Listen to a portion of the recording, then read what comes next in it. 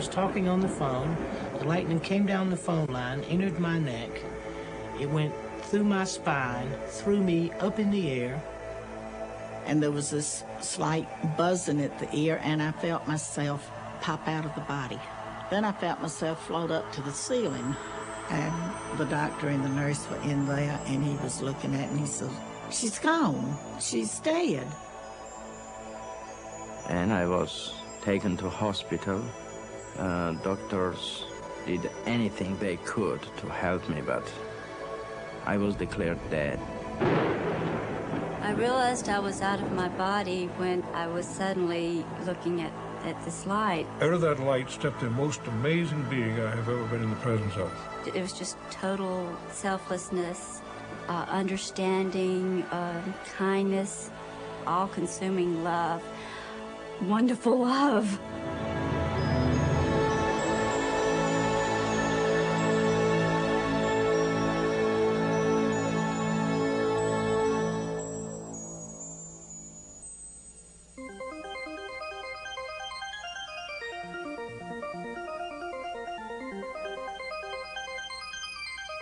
After a time and this light,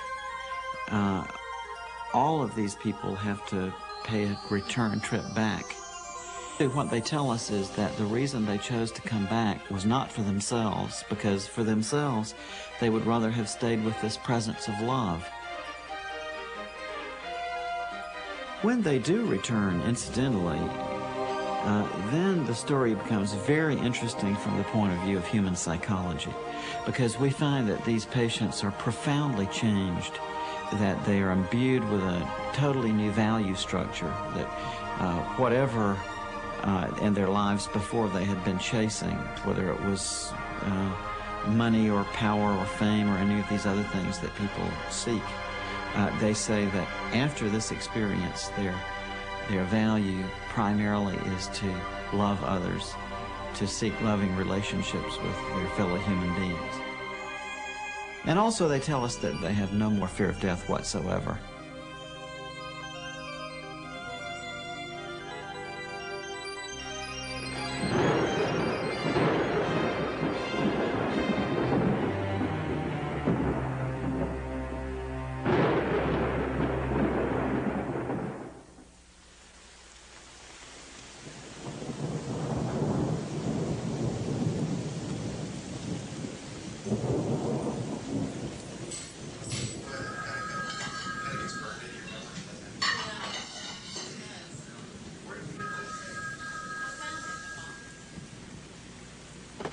Hello? Oh, hey, Mom, how are you? Oh, no, what's the matter? What's happened to him? Oh, no. Oh, no. I was shocked when I got that phone call. The one that nobody ever wants or ever really expects to get.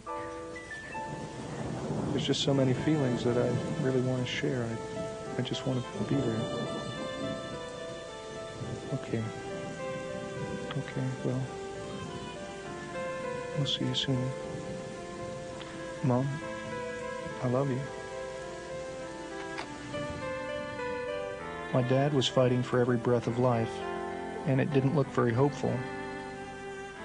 Even though we lived 600 miles apart and only saw each other on holidays, at least we were on the same planet.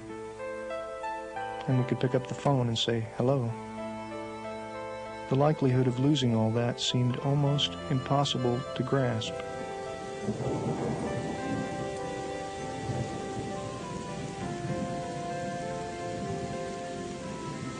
Dear Dad, I'm so sorry to hear about what you're going through. I know you're rugged, but you gave us a good scare.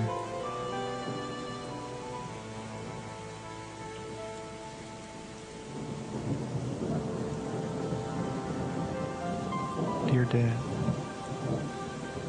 I'm writing you this letter because I don't know if I'll ever see you again, yet I have so much I want to say. Dad, do you remember several years ago when I was still grieving over the death of Suzanne? I found a great deal of comfort in some books I was reading about dying. It was at that time that I met a doctor of psychiatry, a researcher named Dr. Raymond Moody. I'm sending a copy of a book that he wrote, which was a great deal of help to me then. Dr. Moody has observed a pattern that occurs in people the world over, regardless of their culture or religion. As a matter of fact, the prior religious beliefs or background of the person doesn't seem to have much to do with whether or not they have an experience and even the content of the experience. We've even had people who say that prior to their experience they were atheists or agnostics who have very beautiful and full-blown near-death experiences. Really? And do they remain atheist and agnostic? Not at all. Once they come back, they tell us that they're totally transformed and they have no more doubt whatsoever that there is a God and that there is a life after death. It's about his research on the stories of people who have approached death, many of whom actually had the experience of dying and then were revived and lived to tell about it. What happened is I felt like I'd been hit by a train. But what had happened was I was talking on the phone, holding the telephone like this. The lightning came down the phone line, entered my neck. It went through my spine, threw me up in the air. As it threw me in the air, it knocked me out of my shoes and welded the nails in the heels of my shoes to the nails in the floor, which is how I was grounded and I didn't explode. Before I shot myself, I measured like we did in CPR to find where the heart was. And that's where I just took the barrel and put it up against my chest and pulled the trigger. I had not responded to treatment. I was getting worse, and the doctor had come to see, and at this point, he says, I've lost her. She's gone. And I thought, well, who's he talking about? But just before this, I had been in terrible pain. I was just hurting so bad, I wanted to get away from it. 15 minutes before I was to be picked up by a Jeep, I was discovered to have a temperature of 106.5, and instead of waiting for the Jeep, the captain in charge of the ward sent me over to X-ray, and the last thing I remember was the captain in charge of the X-ray asking if I thought I could sit up long enough for them to get a picture of my chest. And I remember hearing that X-ray making that peculiar whirring sound and then a click, and I'm told that I collapsed in a heap. This wasn't a typical bee sting because I quickly realized that there was a problem, and I tried to telephone someone for help. The rest of the ranger station was about 3 miles in, and I tried to telephone my boss to send some help, and I fell and went unconscious. And luckily, from what I understand, he drove through. My boss drove through a little while later and noticed that I normally just waved to him as he came by, and I was lying down on the floor, and he called the ambulance. I was a dissident in Soviet Union, and I had an invitation from United States. In 1975, I received this invitation. In 1976, I was given the exit visa, and I was leaving for New York that day, and I was coming to take my passport, and I was ready to fly. My family was already in airport waiting for me. At that time, on sidewalk, I was moved over or run over by car. It was fabricated by KGB. They wanted to kill me and not to let me go. And I was taken to hospital. Doctors did anything they could to help me, but I was declared dead. This is pretty much all over the world. We found this common pattern.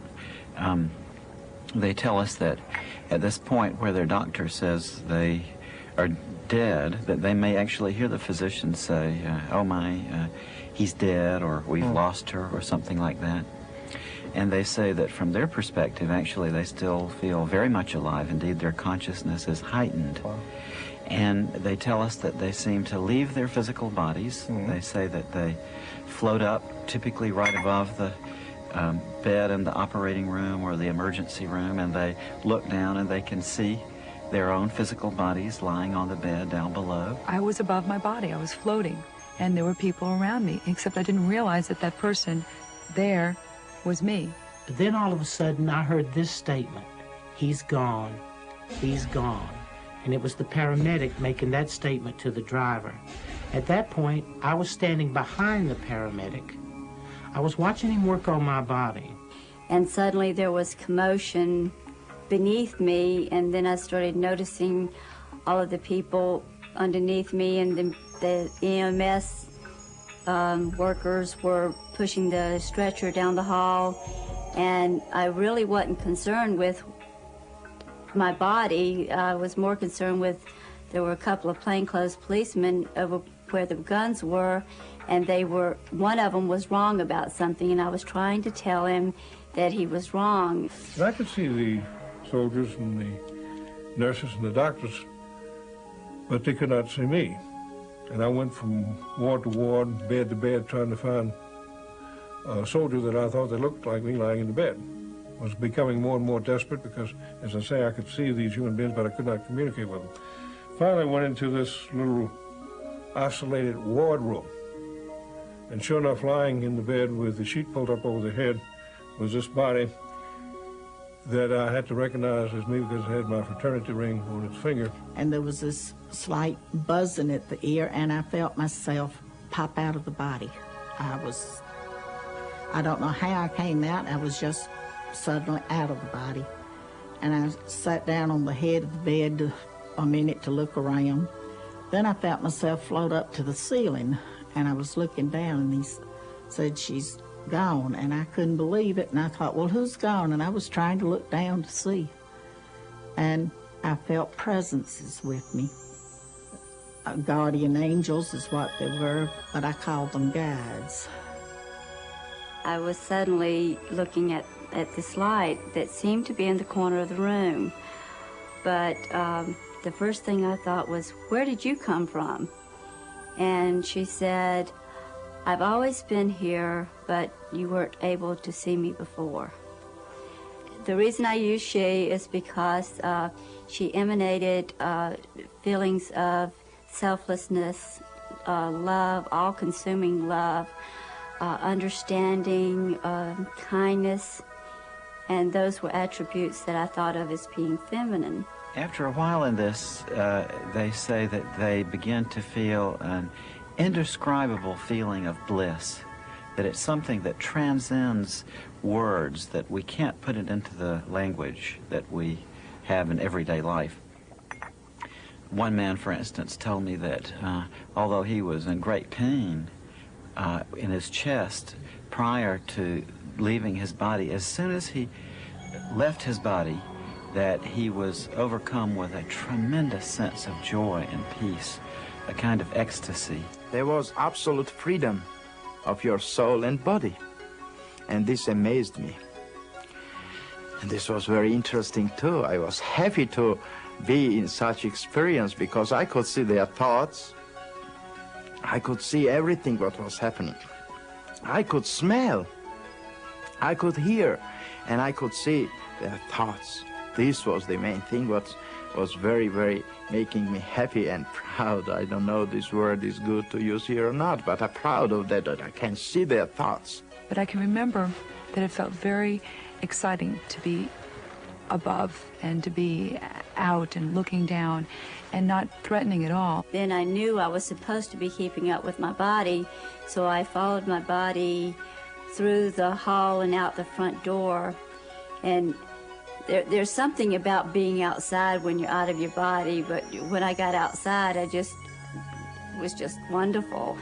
But it seemed like I was always just kind of looking through the ambulance because I was enjoying being outside. It's really kind of a nice experience with the lights and everything and the feeling of lightness. As I have come out, I'm in no pain, but I'm also just free of everything. I'm no one's wife, mother, or daughter. I'm just myself alone. I have the distinct memory of always trying to look at myself and thinking how much better looking I thought I was than that. Because this guy was ugly, he was in trouble, and he had these blue lines all down his face. And I was happy, truly happy, to be away from that body. They could have it. And I did not feel one bit of remorse or sadness, no matter what had happened. But it was not bothering me. I saw my body and I hated it, and I didn't want to come to my body back. It looked like this sort of a feeble, sick person. And it didn't dawn on me until it seemed like many minutes later, I'm sure it was a flash, that that person was me. And that they were trying to revive me because I was dying. And in fact, my heart had stopped. There's a skeptical part of me, too. And I wonder sometimes whether or not this might just be people's hallucinations that they're going through, or just a natural shutting down process when the brain is dying. I used to wonder about that myself, Peter. What has turned me around on that issue is that so often these patients are able to give us very correct descriptions of what was going on during the resuscitation from a point of view they couldn't have had from the perspective of that physical body lying on the table. For instance, my friend Kim, who works at a medical university out west, was telling me that she was involved in resuscitating a young patient named Maria. And Maria had been believed dead, but was successfully revived. And when she came back to consciousness, my friend Kim happened to be standing there by her bedside. And Maria grabbed onto Kim and said, during the resuscitation, when she was out of her body, she drifted outside of the hospital entirely and saw an old shoe on a ledge on a window outside an upper floor of the hospital. And Kim was actually able to go there and to verify that the shoe was there exactly as the patient had specified. Really? And all of a sudden, I'm aware of people out in the hall. The room had been sealed off because he was going to do surgery in the room. So I immediately went out through the door, did not open it, just went out. I was immediately on the other side of in the hall. But I go up to my daughter and I try to make her hear me. Kathy, go home and change your clothes. I couldn't make her hear me, so I went to her dad. And I said, Judd, take Kathy home, change her clothes. She shouldn't be out like this. While they were in the hall there and I was trying to send them home, a brother of my husband's came up. And he was talking to him, and he had gotten worried to come. And one of his neighbors was also in the hospital, and he came up and started talking to my brother-in-law, wanting to know what he was doing at the hospital and what he was going to do that weekend. He said, well, it looks like my sister-in-law is going to kick the bucket, and I was planning to go to Athens, but I'll stick around now to be a pallbearer. Later, I was also able to talk to him. He didn't want to admit it, but he did admit this is what he had said. And I laughed at him because it embarrassed him. It was amazing that I was never leaving my body too. I was everywhere who thought about me, but I was with my body. It means that I was not leaving one part for another. I was everywhere at the same time. I could be in New York, I could be in Longview, Texas. I could be in Moscow, I could be in Tbilisi, Georgia. In any place, there was no distance and time at that time with me. And this time I'm thinking, I want to see my sister. So I immediately find myself in Rockville, Maryland at her home. And she's getting ready to go grocery shopping. She's wearing a beige suit with a green blouse. She's had to go over the house and look for her keys that she had misplaced, had to find her grocery list. And finally, she walks out her front door to get in her blue Monte Carlo Chevrolet. And I feel there's no need for me to go to the grocery store with her, so I let her go on, and I'm going to pop over then to another sister who lives a few miles away from her. And this other sister had already left home. I was able to determine she had gone grocery shopping herself. So the guides asked me, was I ready to leave this area now? And I agreed, said yes. About 2 weeks after I had this near-death experience, I was in contact with my sisters, and I brought this fact up to her and described, and she said, well, how did you know? I didn't see you, you weren't here. I could communicate with the children, with very little children who couldn't speak and who couldn't walk and who were very little, and just coming from that place where I was going. And this was amazing communication with them, spiritual communication. We never spoke in words. We spoke in mental communication. And she had broken hip, and nobody understood why she was crying so loud. And the doctors and these parents were very concerned about this. And I said, don't cry anyway, nobody will understand why do you cry. And she stopped crying, and she smiled, you know, and it was incredible experience for that people who were around, and they looked at her and said, what's happened? Why she's not crying at this time? I want to tell them that, you know, she has these diseases. This happened with her, but I couldn't communicate with them. After the third day, when I was back to my body, and after 3 days when I could speak, I said to them that, you know, your daughter is crying because of this. She has a broken hip, and, you know, and this is the diagnosis which you are seeking on, you know, and they found that it was truth, you know. They were shocked and they were surprised. I've also wondered whether or not people may not just be going to places that they've known before in their memory. Well, they certainly do that. They do go to places where they have been, but they also fairly frequently end up in places where they didn't know existed on the way. And in one case, that of Dr. George Ritchie, he was actually able to find a place that he had seen in his out-of-body experience. I had left that room, went as far as Vicksburg, Mississippi.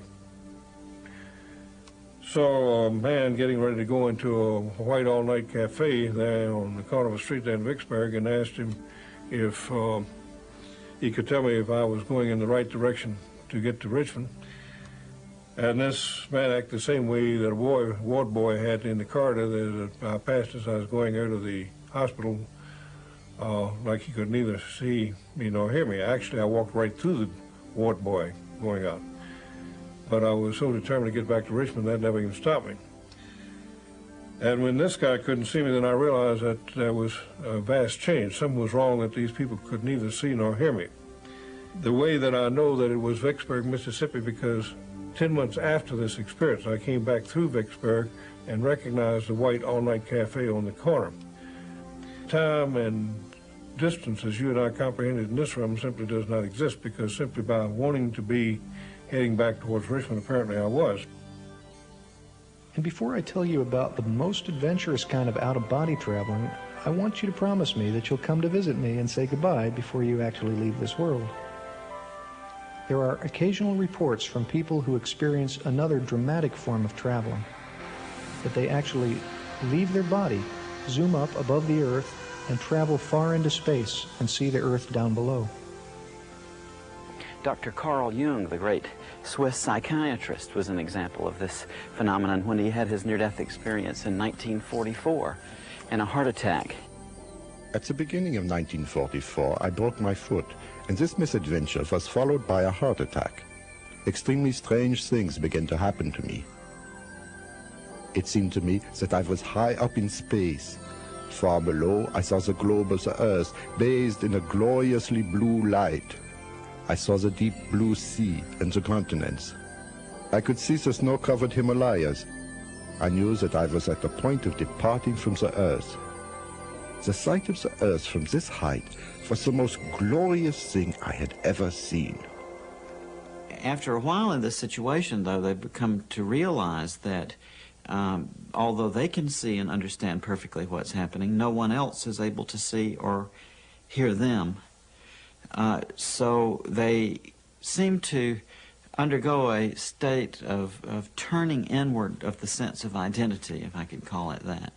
They become aware that this phenomenon they're experiencing has something to do with what we call death. And it's at that point that the more transcendental parts of the near-death experience tend to unfold. I have this pain, and I'm in darkness. I cannot see anything.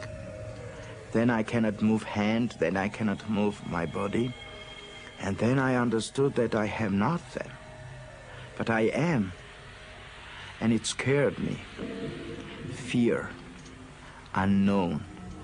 Why are all people afraid of darkness? Because they don't know what is in darkness. The fear of darkness is because of unknown. Ununderstandable makes you to be afraid of something. That's why I was afraid too. I was afraid of this darkness. I was afraid of being there. But more afraid was that I was somewhere without my body. But I was. And I was a scientist, you know. I worked on idea of psychology and languages, you know. I learned physics, I learned chemistry, I learned many other physiologies, anatomy, and all it was based on dialectical materialism, historical materialism. And in my idea it was impossible to be somewhere without your body. Where is my main component, my life, my body? You know, I was scared to death, but I was already dead. And that was the amazing feeling, to understand that you are, but you are not, if you think you are. If I think, I thought, I am. But if I am, and if I think, why cannot I think positively what's happening around me? And I began to think about light. I saw light outside of darkness, and it shocked me. But first feeling which I had was to come to that light. The first thought which came to me was to go into this light. And I had that movement. They describe to us how they seem to be drawn into an enclosure of some sort. They often call it a tunnel. And they go through this tunnel quite rapidly, and they come out on the other side into an incredibly brilliant and warm and loving light. Don't know exactly how I entered the tunnel or just at what point, but it was when the guides had asked me, and I said yes, and I feel myself going in an upward motion. The tunnel is not too big, just seemed for one person to go one at a time. It doesn't touch you, or I didn't reach out and touch the walls, but it's black, and I feel myself going up and looking at light, bright light at the end of the tunnel. And the next, as I'm going along, I see the gray area, but I did not stop to go in and see just what was going on. I went on to come out into this beautiful pasture valley land, flowers, bright, beautiful light, brilliant color. Nothing here is like it at all. The next thing I remember is I heard a set of chimes. And as I looked at an angle, probably 35 or 40 degrees, I could see a tunnel. The tunnel was like a spiral, like it was moving whether I was moving or not. Then I began to whisk down it, and I could hear these chimes. But I was in utter peace and utter tranquility. And it was such a stark, dramatic difference between the way that body was and what was happening to that body and this place I was, this utter peace. As I moved closer to the light, I was kept being surrounded and filled with this love of like, I can't describe it except when you haven't seen your parents in a long time. If you've been away from your family, and when you first see your mom and your dad, that feeling when you're a small kid, that feeling that you get. I knew I was safe. I knew everything was peaceful, and I knew it was right. As I came through the tunnel, I came into a place much like walking out of a dark room into a bright room, as if my eyes were trying to adjust to this brilliant light.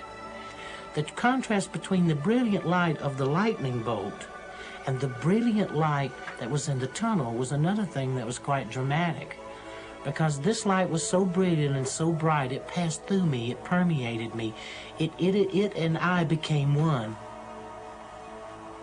For years now, we've been using the expression of seeing the light at the end of the tunnel. And I wonder whether it was started, perhaps, by people who had near-death experiences many years ago. In fact, I've been shown some paintings of just this scene that were done several hundred years ago. In the 15th century, the Dutch painter Hieronymus Bosch even painted this theme in his painting Ascent of the Blessed. In the foreground and the bottom of the painting, we see people who are dying, and as they are dying, they're surrounded by spiritual beings who attempt to turn their attention upwards. Above them, there's a tunnel which goes off into the distance, and at the end of the tunnel is a very bright light. As these people go through the tunnel, they kneel reverently into the light. So we know then that these experiences have existed among human beings from time immemorial. In this light, they often tell us that they see relatives or friends of theirs who have already died, who seem to be there to meet them and to greet them and to help them through this transition. Particularly very great thing happened with me. It was that I saw my parents, my real parents, and I understood that they were killed. And they were killed by KGB in Moscow, and I was happy of this. It sounds very ridiculous, but you know, I was happy because I was thought that I was abandoned by them. And I'd lost a girlfriend in the polio epidemic in the 30s. I think it was 38, but I'm not positive of that date. And she assured me that everything was fine and she was happy. And I also saw my grandparents coming to meet me. I had never known my grandfathers. They had both passed away before I was born. But I did know my grandmothers and my mother also. And as I'm there, this baby appears to me. And he says, "Hi, I'm your brother." And I said, "I don't have a brother." And we don't talk as I'm talking to you. There was no way of misunderstanding. It was more like it was mental telepathy. And he shows himself to me as a small infant, dressed in a cap and a little long dress with a knitted sack over it, booties and socks, and tells me to look me over now and remember how I look this way. And you can tell our Father when you get back, and he'll tell you it happened. And when I was able to talk to him, my dad said, "Well, I don't know how you knew that, because nobody but your mother and the doctor and I knew about these things." So it gives me hope to know that whatever happens, we'll be seeing each other again one day, as we're greeted by those loved ones, family and friends who have already died. All these greeters seem to be encouraging us to come into the presence of that light, and are letting us know that everything is going to be okay. The being of light that these patients often describe encountering is plainly a personal being. They say that they are in the presence of a being of complete love who accepts them and loves them totally, and who has a wonderful personality, is very knowledgeable about them, very wise, very helpful, also has a wonderful sense of humor. This is the most wonderful part of it. This is a warm, loving light. It's the most masculine, but it also has overtones of mother love, sisterly love. This just pulsates around. He has totally accepted me and forgiven me for everything I've ever done, but can I forgive myself for some of these selfish things I have done? She took on all the pain and all the suffering with total understanding of what had brought me to that point. And it was like we were intertwined, and that everything that I felt, she felt too. And there was this unconditional love, like most parents have for their children, that no matter how bad I might have been, or that I was totally loved and totally understood, because she understood the motivation behind what I did. There was this togetherness, this empathy that she had for me, and just wonderful love. And sitting there wondering what to do next, when suddenly that room became flooded with light. And then three things happened simultaneously, just like that. Something deep inside of the spiritual being sitting on the side of the bed looking at the corpse lying in the bed was told to stand up, you're in the presence of the Son of God. Out of that light stepped the most amazing being I have ever been in the presence of, the most powerfully built male I have ever seen. To my right, I saw a being coming toward me. In those days, I had never heard of the death experience or ever had it described to me, so I had no idea how to relate to it. Since then, I've heard people describe it as God or Jesus or Moses or lots of different names, a great angel. I believe that this being of light was my higher self, the greater part of me, looking at the part of me that just experienced this life. As this being, because this being, I was so comfortable with this being and so assured that only I, if someone knew themselves and knew the love of God in them, then they could have that same relationship with themselves. And it was as if this being had come to be with me. And now, once being in the presence of a being who knows everything about you, to know that he totally accepts you and totally loves you, I never wanted to leave this being again under any circumstance. Yeah, this is one of the most interesting parts of the near-death experience to me. These patients will tell us that in the closing moments of their life, often in the presence of this being of love who is with them, that they see a panorama before them which consists of every single thing that they've ever done in their lives, from the moment of their birth right through the time of their close call with death. And they say that they see it all simultaneously, not with the events in temporal sequence, but rather all displayed there at once in a way that they find very difficult to describe. As those hospital walls virtually disappeared, and I saw every minute detail of my life, seeing my own cesarean section birth through the 20 years that I had lived, because I was only 20 at the time. With the light, there is this panoramic view of my life. It starts with birth. It continues right on to where we are at this point. All at the same time, I am part of the view, as well as watching it. I am actually doing these things. I guess it's a speeded up version of a camera that just runs double time or something. But I actually had the feelings of what was going on as I saw it, and also standing off to the side and being able to look around and look at the different things that went on at different times in my life. I saw all my life, but it's in that dimension which cannot be described. This was holographical view of being inside of your life, and then being as a viewer, participating the play of theater which happening there. But it is you, and you know that you are this.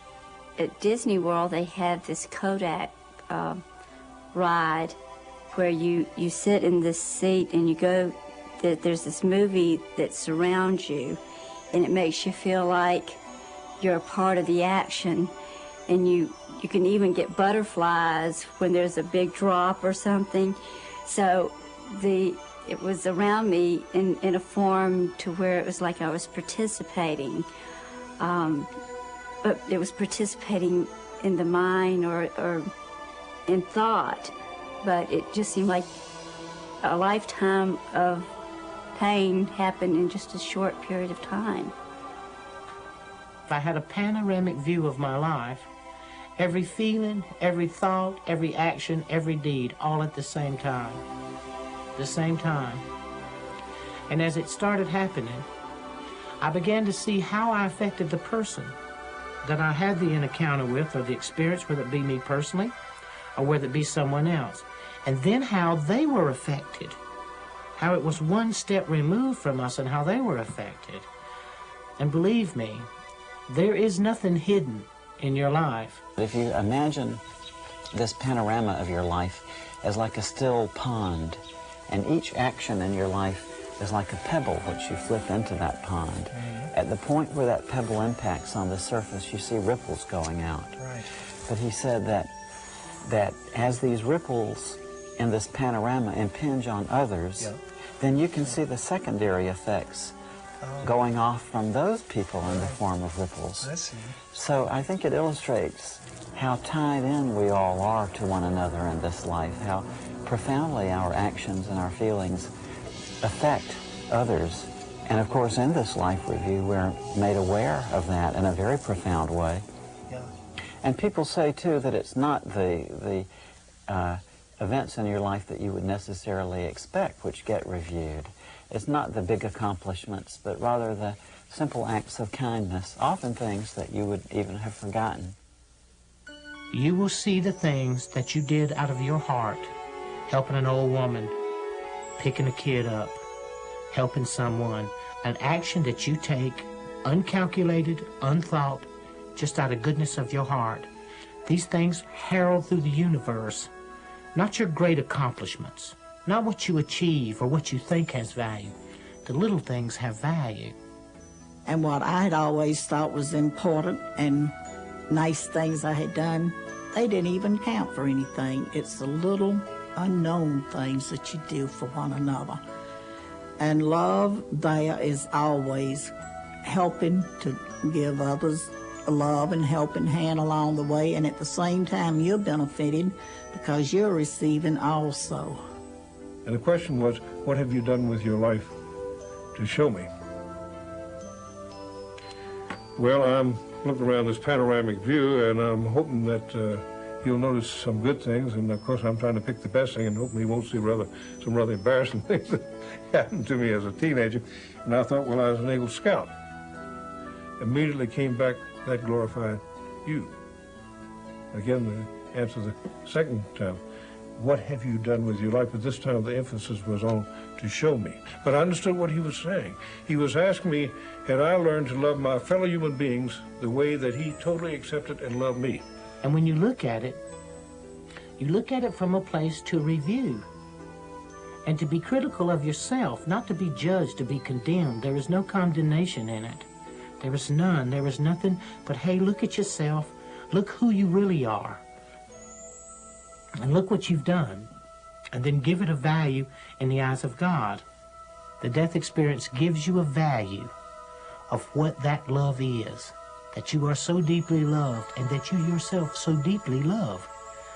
You begin to sense a part of yourself greater and far more magnificent than you ever give yourself credit for. Frequently, too, people tell us that this being is also interested in the knowledge that they've acquired in this life.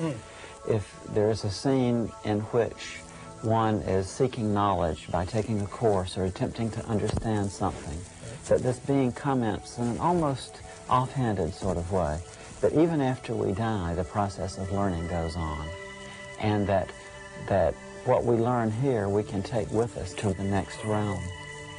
People say that love primarily, and then in a secondary, almost grace note sort of way, that it seems to be the knowledge and the understanding we acquire. How interesting. After a time in this light, all of these people have to pay a return trip back. And it's very interesting that when they do, after having been in the presence of this being of love and light for a while, they literally don't want to come back. They resist the attempts very often made to send them back. I never wanted to come back. I wouldn't have traded, and I would not trade today. For the few moments that I got to spend on the other side, I wouldn't trade 20 of these lives. And when I had to come back, I came back dragging, kicking, and scratching, because I didn't want to. And I'm told then, are you ready to go back? No, I want to go on to the City of Light. No, don't you want to go back? And I could hear my daughter and look back and see her and my husband. They were saying, "Vi, don't go. Come back to us. Mama, I need you. Mom, come back." And they asked me again, "Are you ready to go?" I said, "No, but it seems that my daughter needs me, so I must go back." I really had no reason to go back except that I can remember my mother. And I know that I'd put her through a lot. I was a very accident-prone kid. And she used to say, "If you ever die before I do, I'll never forgive you." My mother was so adamant about me not dying before she did. I think that's what first came into my mind. We are alive because of love. And this was what brought me back, which, to be honest, I didn't want to come back, but this love brought me back. Love of that people who wanted me back. Other times they say that they're given a choice, that they're told that they can either go on with the experience that they're having then, or else they can return to the life they've been leading. She said, "You can stay here, or you can or go back. If you stay, you're going to have to go through everything that brought you to this point." And at the same time, I was seeing the things that had brought me to that point, the things in my life that were painful. There were other things, but somehow the things that had been painful were the things that made the biggest impact. And I knew that I didn't want to go through that again. So there is no way to escape that if you try to kill yourself and you succeed, somehow you're going to have to go back and live the life from the beginning and go through everything that was painful in your life, and then have to go from the point where you killed yourself also. So you're not escaping. And people will say to me, they say, "Well, Daniel, what about hell?" I'll say, "Well, they didn't bring it up, and I darn sure didn't. Because maybe they might have checked and said, 'Hey, Daniel, you're on this wrong list. You're supposed to be somewhere else.'" They also want to know about hell. Is it a fiery, burning place? Well, what I found to be hell was separation from God. This is a total hell. Darkness, where I was first. This is the same as somebody told you, the separation from light, from love, from God, from infinity. Of course, this is hell. That's why suicide was condemned by all religions. That's why they are telling that you will go to hell. It means you will go to nowhere. And nowhere does not exist. It means you will go somewhere on opposite than goodness.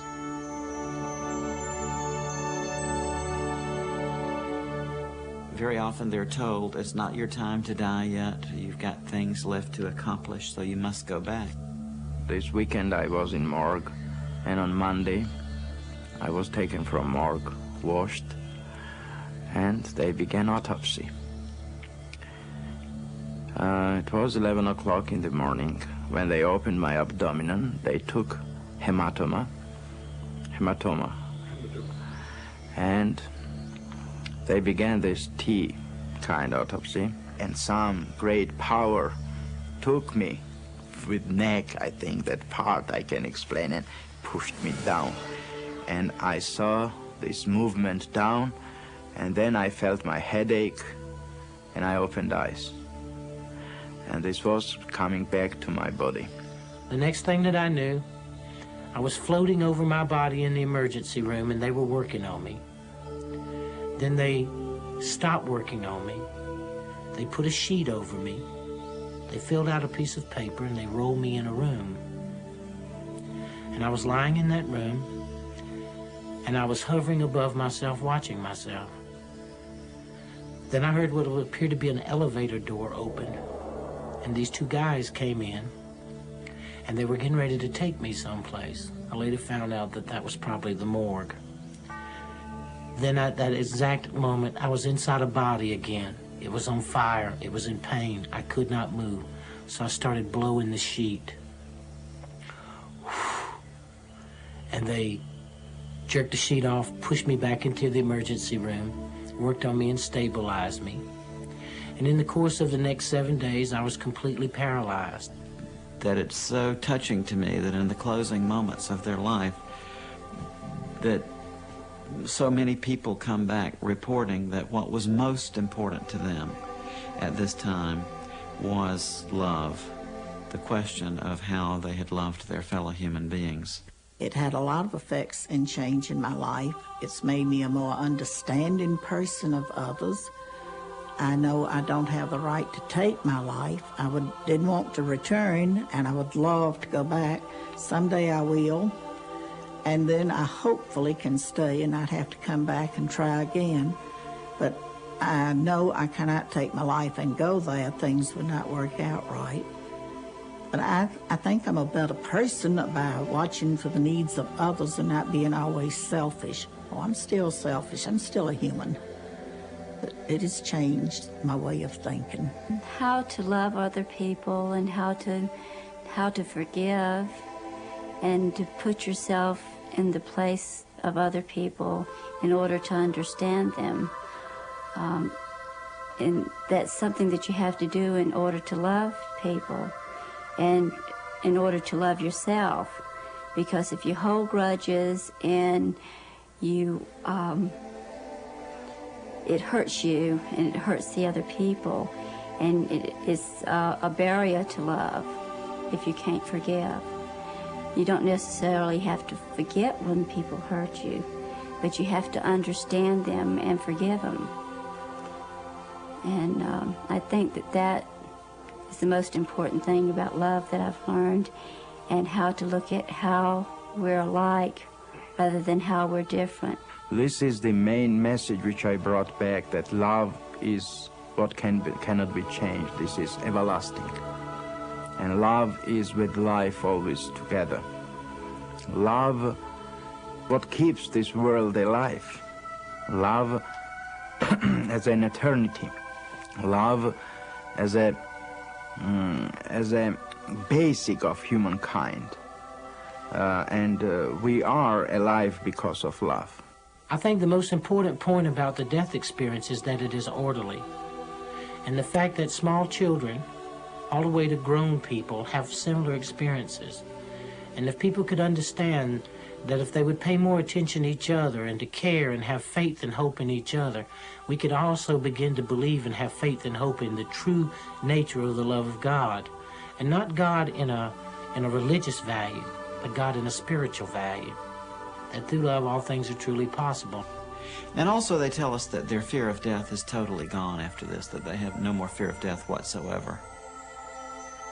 I saw life as a infinite life, infinite light, as a everlasting being. We cannot die because we are already created to live forever. The dimension of spirit is everlasting life. The third thing that I've learned is that life is forever. Death is nothing more or less than a doorway, something you walk through. Death does not exist. Don't be afraid. Death is only the part as a station, railroad station, where you come always to go to another life. I find it very comforting and encouraging to hear from so many people who have explored life beyond physical death that life goes on. So I know it's true, if either of us went tomorrow, we'd be joined again in what must seem like an instant. Back in a flash, as you always say. But whatever happens, I want you to know that I feel very blessed to have had you as my father, and I love you very much.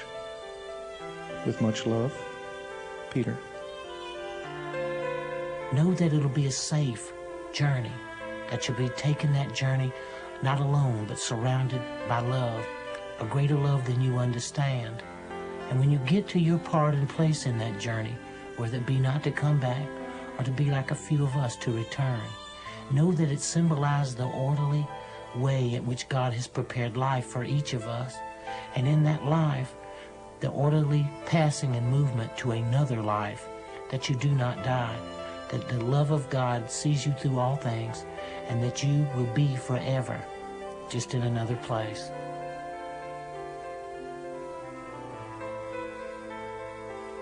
It was about 3 weeks later when we got the phone call. I was told that he died with a smile on his face, and the last words he said were, "The light."